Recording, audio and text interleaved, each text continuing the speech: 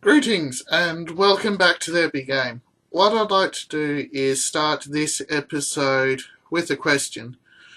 When's the last time you, as a player, arrived in a town and there was a wedding, or there was a midwinter or midsummer's feast, or is the middle of the harvest? Can't think of an answer? This is the point I'm making at about authenticity in every world you are in. Now, to take this much more in a direction for game masters, the core of this point is that every world should be believable, that events in them should happen on their own and not be driven by the player characters, that while the player characters are important, it's just as important to show that there is a world around them, that they are interacting with real, living people, that these people have networks and jobs and lives, that you can't simply walk into their kitchen and get away with it scot-free, that you will be questioned, you will be stopped, you will be kicked out, and you are in the wrong as a player for trying to do so. Without getting too deep into specific examples, I'll try and give a bit of an overview as to what some game masters might like to try in their next campaign. Starting with fantasy games, again, festivals, events, harvests, plantings, that's all normal.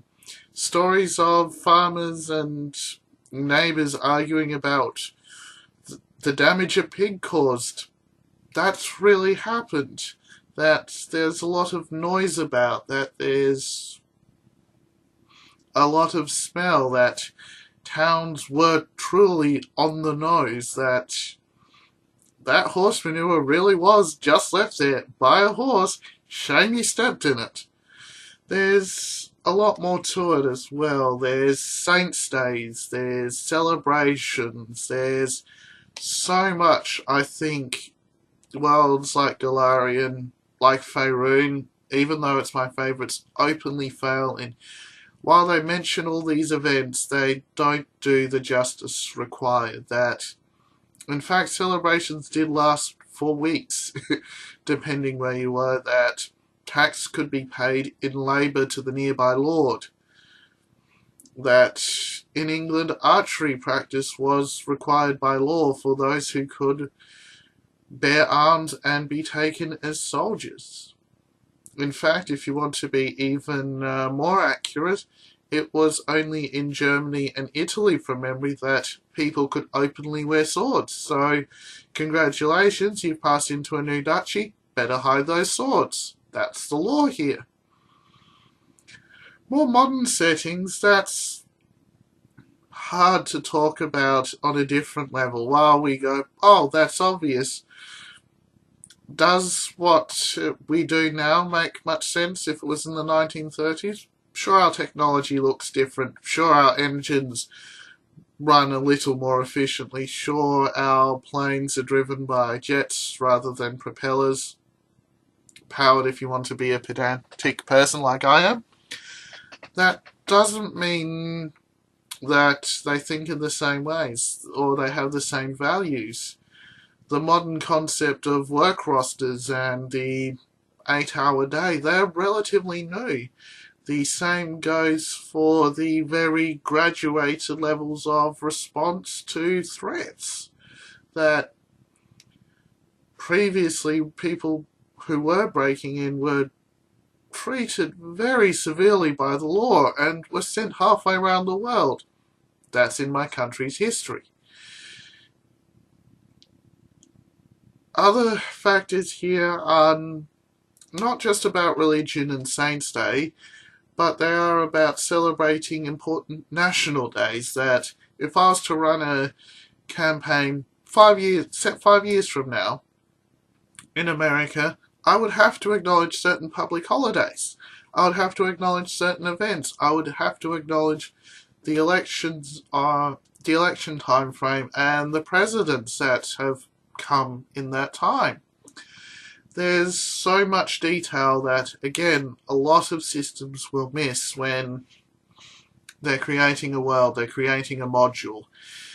It's in these details that I think more people do need to focus. It adds that authentic feel. So, I suppose if I had to sum all of this up into one line, everything exists and it has its reasons. Everything exists. It needs to eat, it needs to breathe, it needs to drink. So having a group of goblins camping out in a room which is full of toxic gas doesn't make sense. Just as it doesn't make sense for a 1930s gangster to not be involved in some sort of alcohol if it's around the time of Prohibition.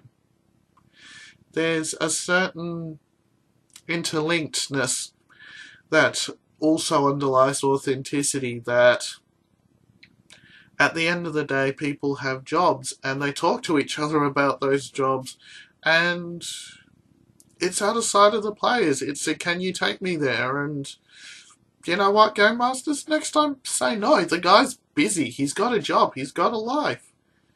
Tell them that he doesn't go that way. Tell them that he's got a shipment he has to make, otherwise he loses money. Tell them that he's got a reputation for making a particular route and he doesn't want to lose that reputation. To a degree, I'd like to expand this into the cyberpunk and the science fiction as a bit of a wrap-up. And perhaps I'll leave you in the same spirit that I greeted you, with something of a question. Now, I appreciate that being authentic in cyberpunk, dystopian settings, science fiction, that can be difficult, but again, to underline this, there's an interlinkedness about the world that if you can create and you can keep, you can do so much better for your players with. That, again, everything exists, everything has a reason, everything needs to be able to survive. That it doesn't matter whether it's a colony of 50 on a small moon or a city of 5 trillion floating in deep space. There'll be ways it produces food, it purifies air and water, it deals with waste. You know what? Perhaps some of that waste goes into power generation. Perhaps some of that waste goes into fertilizer and producing some of the food for the people there. Perhaps this city is at the center of a galaxy. Perhaps it has engines.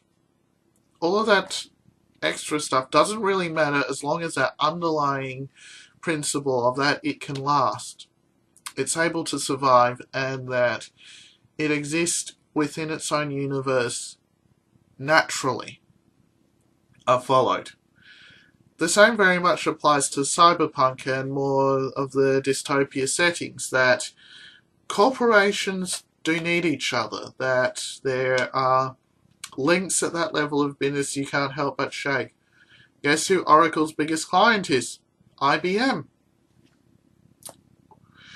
That even if you're a mega corporation that produces everything that you need for your own workforce, doesn't mean that you don't buy from other mega corporations. In Shadowrun, I have to argue that all of the megacorps fundamentally need each other. Capitalism requires competition. That's a fundamental I think the world ignores, and should it be able to acknowledge it, will be that much better for it.